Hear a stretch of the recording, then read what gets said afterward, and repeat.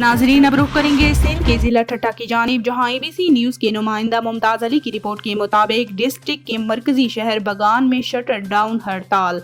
Steel town Karachi police की कातलाना firing के खिलाफ मेन नेशनल हाईवे को बंद कर दिया गया। याद रहे कि गुज़िश्ता 2 दिन पहले समा फैमिली पर कराची पुलिस ने फायरिंग करके एक खातून को कत्ल कर दिया था, जबकि 2 और लोग गोलियां लगने से शदीद जख्मी हो गए थे। मुतासरीन का कहना है कि पुलिस हमारी FIR नहीं कर रही है। उन्होंने कहा कि जब तक हमारी FIR ना हुई तब तक हम धरने पर बैठे रहेंगे।